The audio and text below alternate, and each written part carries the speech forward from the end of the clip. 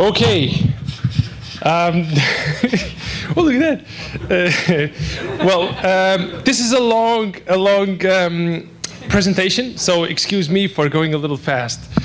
Okay, so this is going to be about the really big shipment we've done to Istanbul, to Turkey, about a year and a half ago.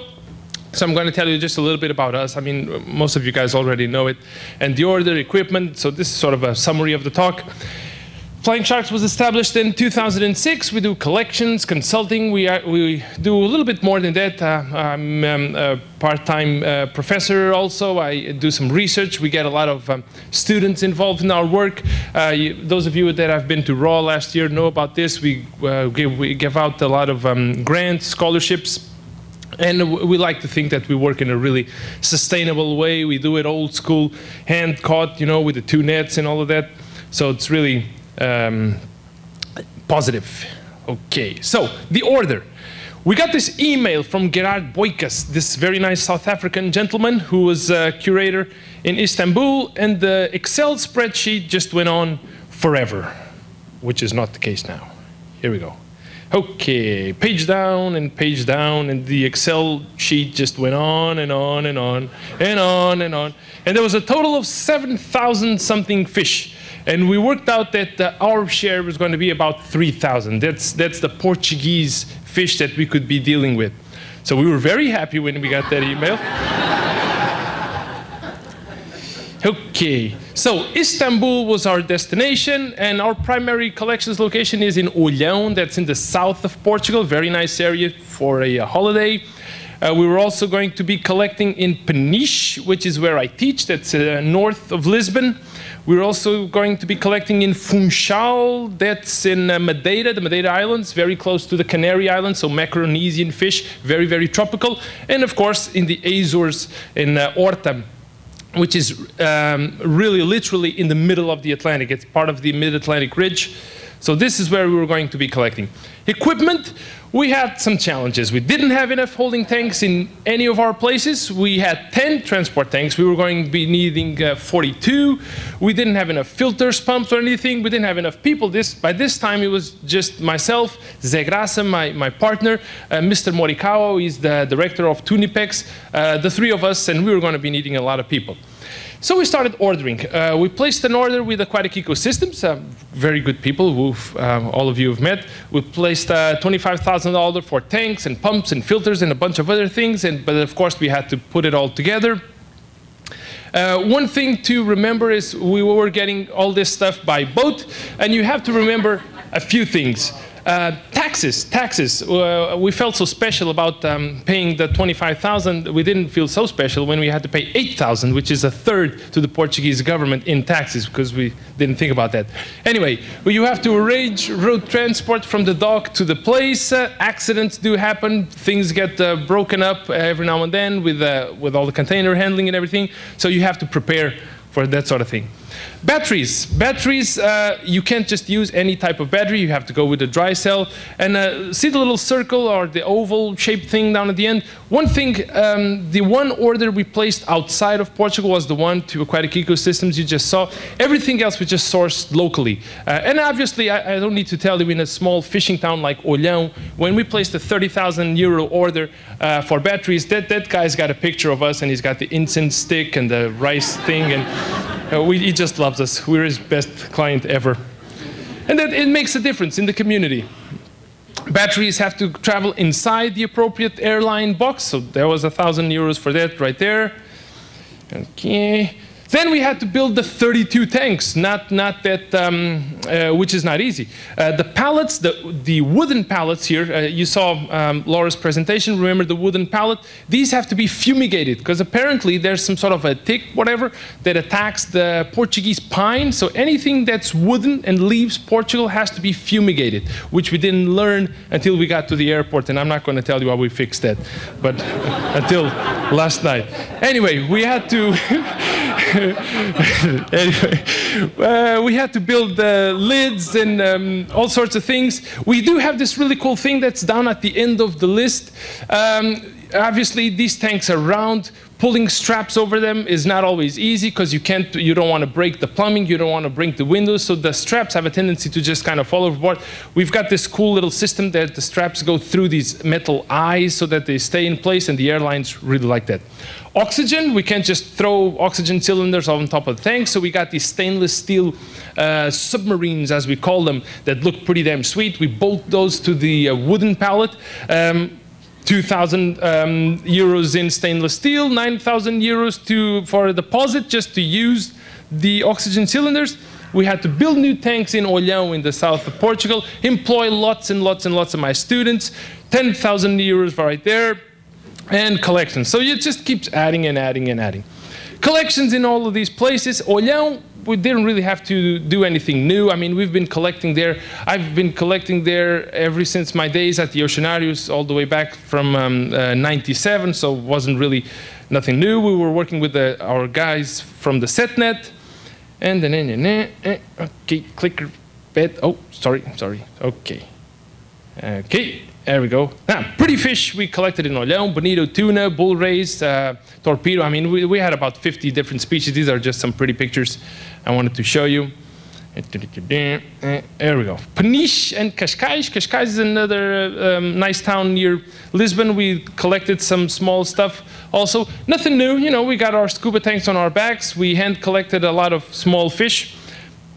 We go tide pooling as well, a lot of stuff. That's me and some students in Peniche and Cascais, just collecting off the beach there. Pretty fish, wrasses and blennies, all sorts of stuff, invertebrates. Funchal in Madeira, nothing new as well. We just slapped the scuba tank on our backs as well. And we went out and got all these pretty colorful semi-tropical species. And then we get to Orta. Orta is a different scenario. Orta, everything was new. We had never been there. The staff that we procured there had never done this before. So we also went in the water when we started doing hand collections. We used a lot of traps in Orta. Again, we worked with the local university, got a lot of students to come play with us. And we worked with commercial fishermen also that use nets, but very, very targeted nets. These guys, we weren't really catching bycatch, but we were actually hiring these commercial fishermen to go chase very specific species, which was important to us.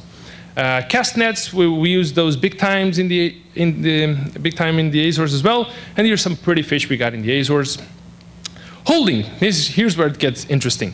Holding in Olhão is fun, especially well, the station has been there for many, many years, but when you do it in August, you get 110, 115 degrees Fahrenheit.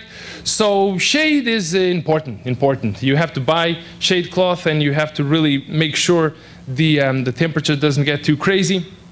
This is a former student of mine. He's now working with us. We had at one point 600 large fish. Olhão is where we get our rays and our sharks and all of that stuff. Everything has to be fed, of course. We use pellet food, fresh mackerel, bivalves for the rays. Everything has to be cleaned with, and remember, with all that light during the summer, keeping these tanks clean. It's on an open installation. There's no roof over our heads, so it was a bit challenging to keep all that algae from not growing. We had to build new systems, we had to build new filtration. UV was important. We had very, very packed densities, so of course we couldn't let bacteria or anything like that to get out of control, so we had to invest a lot into keeping all of that stuff under control. This is some mackerel we have over there, bull rays, bat rays, stingrays. Funchal, we work with the local marine biology station, so we got these cheesy little tanks, but they work pretty good. We had about 350 small fish there for a couple of months. 100% closed system, where we got some students to come and do water change. We bought them pizza and hot dogs and stuff, and some real money as well to come and take care of stuff. Eventually, we moved these by air to the mainland. We moved them to the school in Peniche. Aesthetics matters because we were traveling Air Portugal. They've never moved live fish in tanks before. They do a lot of styrofoam stuff for us, but they'd never done actual tanks. So we were extremely concerned about the way, or I should say they were extremely concerned about, you know, how these tanks were going to handle. So we had to be very worried about making things look good. not just functional, but actually look good.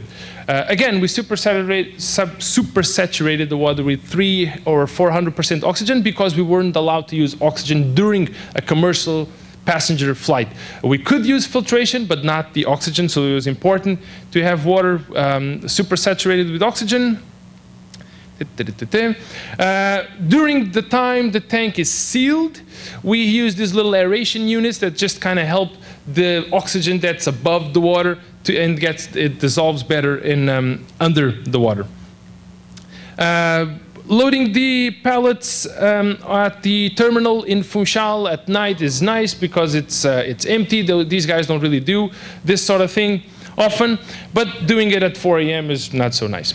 So anyway, ooh, look at that, 5 minutes. Okay, one thing we did do this time, which we thought was really cool, is we actually moved these fish with the decoration. All the decoration we had in Funchal, we threw it inside the transport tank because we had invertebrates, we had fish, we had different species, different sizes, and everything actually worked really, really well. No fish died. In fact, they looked almost happy, I would say, not to be too anthropomorphic about the thing. So it was very nice. Okay. Hey, holding in Peniche. We bought a TMC system that was expensive too, but well worth the money because they work really well. Closed system again, students taking care of the fish. And we had a lot of small fish, so these were fish collected locally, and also the stuff that came from Funchal over there. These are some of the pretty fish that, of course, had to be fed, and the tanks had to be clean. And here we go. And then the client asked us, hey, would you mind taking care of some Arctic fish because this station in Vancouver is closing for the winter. We don't have any, the guy doesn't have a place to put them. So would you mind horribly, you've got these 3,000 fish you're dealing with, can you take care of these 100 Arctic fish for us? And we're like, sure, no problem. And so we went out and we bought a chiller, which wasn't cheap either, and we got a separate system specifically for the Arctic fish that came at 3 a.m. from Vancouver one night. Anyway, so this was all fun. And finally we get to Orta, which, remember, we've never done this there before, so first thing we had to do, we were keeping these fish in the water, in large cages in the harbor. We would put the fish inside the harbor. We would have to go and feed these fish. It was all, needless to say, every now and then we would close people in the cage, which is so much fun. Breaks the tension. Anyway, we had all these fish over there. And eventually we had to move all of these fish out from the cages in the water into containers or into transport tanks that were inside 40-foot shipping containers because, again, we didn't have a facility over there. We do have one now that's being built as we speak. But at the time, we basically moved these tanks into a friend's house and then into these shipping containers. Of course, we had to be concerned. These animals were being kept in transport tanks for 2 or 3 months, so we had to be concerned about providing hiding spaces, artificial decoration, and all that. And finally, we get transport. So the first thing was to move these 3 40-foot shipping containers with 19 transport tanks inside them from the Azores to the mainland. Now, by this time, I had like a 5th mortgage on my house, and we had all sold our cats and dogs and everything. So we couldn't fly these tanks from the Azores to mainland Portugal, so we figured, let's just do it by boat. It's much cheaper, and it'll work well. So it was only 10,000 euros. We get to the boat, and we have our 12-volt bilge pumps that we use for transports. We get there, and the boat guy tells us, no, you're going to burn all your pumps, because these pumps run at 50 hertz, and the ship's alternator, which is as big as a house, puts out 60 hertz, so you're going to fry all your pumps. So, well, okay, that's okay. We just buy 220-volt pumps, and they cost 70 euros each, and we'll buy a generator and feed it with gas throughout the trip. So that was a problem we solved quickly in 30 minutes. One problem we did have was we didn't know if we were going to be allowed to go on the boat because it depended on the number of cows that get moved from the Azores to the mainland. The Azores has exceptionally nice cows. They have really cool milk, really cool meat. I'm not kidding, by the way. And so they move a lot of cows from the Azores to the mainland. So, but it all turned out okay, and we could move our tanks with the cows. Anyway, we got to Lisbon November 30th. We moved everything to Olhão. Transport was scheduled for December 7th. In fact, my sweatshirt has printed December 7th on the back, but it was delayed for 6 days. So the sweatshirt is not real. Everything happened on December the 13th. During the crossing of the Atlantic, the Azorian guys worked out this really, really cool system where all the tanks were connected in each of the containers with this really cool valve system that allowed them to do water changes in all of the tanks at the same time. And this was really cool, using the ship's, or the ocean's water and the ship's pump, of course. We offloaded the 3 containers in Olhão. They were there for 2 weeks. We had to keep the fish in the transport tanks in Olhão for the 2 weeks with electricity and oxygen and everything running. And finally, the day came where we had to pack everything and go. We had 600 animals in Olhão that had to be packed and placed in containers. We loaded 6 trucks. 3 had the 3 40-foot containers. 3 had just regular transport containers. We had all of the animals in Peniche that were packed in 2 tanks. The Oceanario donated 2 animals, 2 very large animals that traveled in 2 tanks to Istanbul as well. So it was a total of 8 trucks. So bunch of tanks traveling from the Azores by ship to Olhão, a few tanks traveling by air from Funchal to Peniche. Everything got consolidated in Lisbon. 8 trucks, 2 full Airbus 300 planes that night. Weight was an issue, which we learned when we got there. I mean, we thought about this, of course, because we are sensible people and we plan things, but we had a little bit too much weight. All I can say is it's a good thing the Lisbon runway is really, really long. There was some delay offloading the stuff, and I'm really nearly done because I know I'm running over time, and I'm sorry for that. Anyway, total 44 tanks, 22 per plane, and we did have to bend a few rules, and I just love Portugal sometimes. It's a little crazy, I know, but you know, it's just easy to get things done over there every now and then. We wrote a big check for the plane, of course. Thank you, lots of people, my students and the Oceanario. Hugo, in fact, was there that fateful evening assisting us with the procedures. Everybody, like Laura was saying, we had people allocated to measuring pH and dissolved oxygen and everything. We palletized everything in record time. We loaded the first plane. It took off at 1 a.m. Water quality was monitored throughout. I don't actually have an arrow, but some of the bigger tanks you can see over there, they actually have the foam fractionators I was mentioning before, and those work like a dream.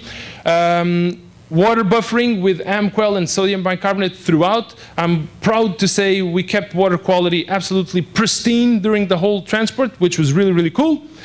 Second plane took off at 5:40 a.m. We had a bunch of, well, we were nearly in a fist fight with the crew of the second plane. I can tell you that later this evening if you want to. It was quite entertaining. And so, €500,000 operation, 44 tanks, 6 months for collections and holding, well over 50 people involved, 3,100 fish and invertebrates moved. We lost 3, 2 bonito tuna and 1 damselfish. That's 99.9 survival rate, so we're quite proud of that. Transport time, depending on the time the tanks were opened in Istanbul, either ran for 24 or 36 hours. In Istanbul, we had some help from a German friend of ours, Nicole, that came and gave us a hand, so thank you for that.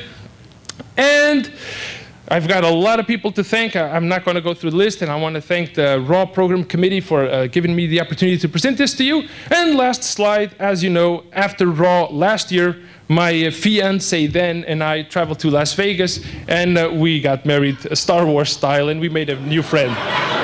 So thank you very much.